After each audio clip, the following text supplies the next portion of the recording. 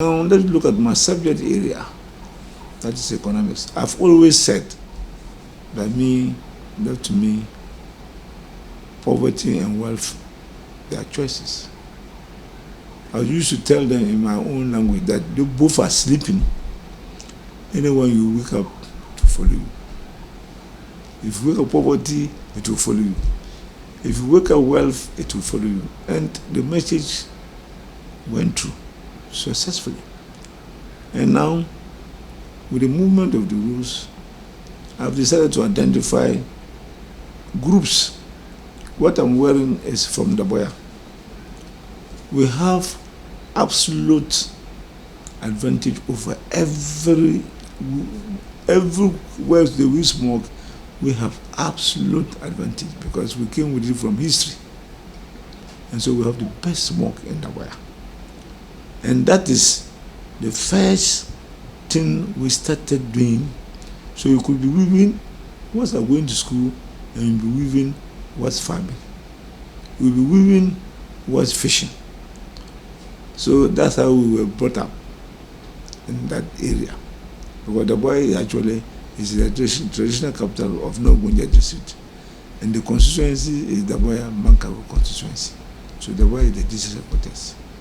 So what I've done is I'm putting all the weavers into groups, and their main raw material is the yarn. So what I do is I don't want to give them the money. So what I do, I buy the raw material, put them into groups, and say, look, this is the start capital. You start. I've started before, it is there, and people will just start. And my brother, my sister, it is worth to do that business. The second area where I think to support is the fishing industry.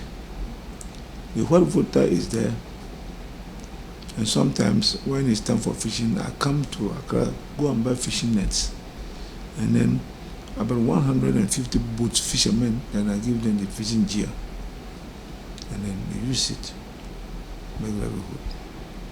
I'm also looking at various groups of people, young ladies who are into businesses like tea, indomie, frying, cooking, and whatever, and I put them together. Just give them small money and everything is done. And I have 150 women groups as well who have made susu boxes for. And anytime they are having their meetings, I put some donations into the boxes. Just trying to find out how we can start. My aim is to start from that level, and when we graduate, we open a microfinance system that we can graduate to create a bank. That is my long-term vision for those categories of businesses around. Because it's petty business. Until today, money circulation was very poor. Because what are the access rules?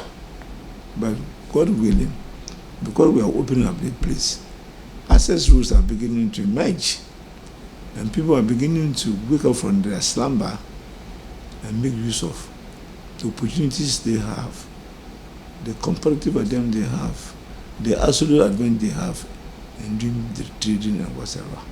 First of all,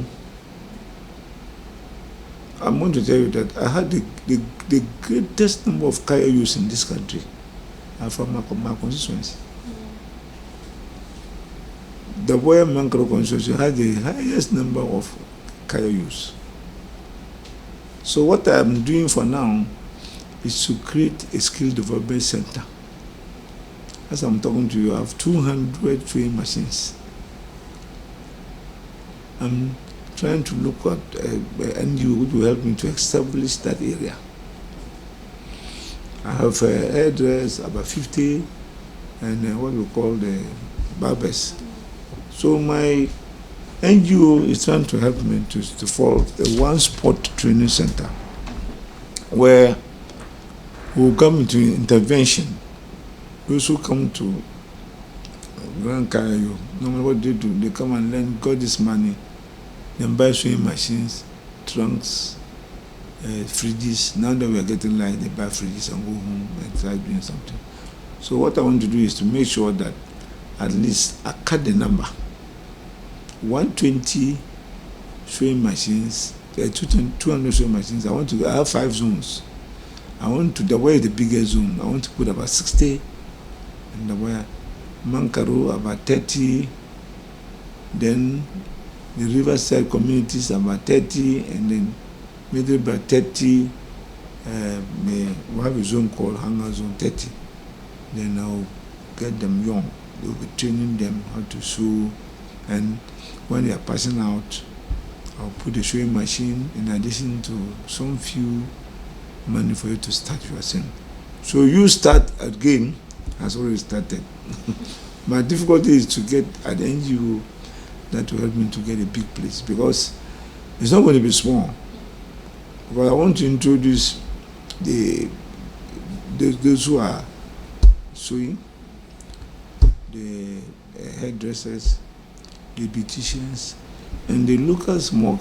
I want to get a group of young men who will also be part of it. So when you go there, it's a one-stop area for you to be able to, and I want space so that we can create a small marketing site showroom where you can go, after going to see what they have done, you can pick the dress, or you can buy the smoke, or when you even go for them to show for you, you can get the braid to rest whilst waiting for your dress to be ready.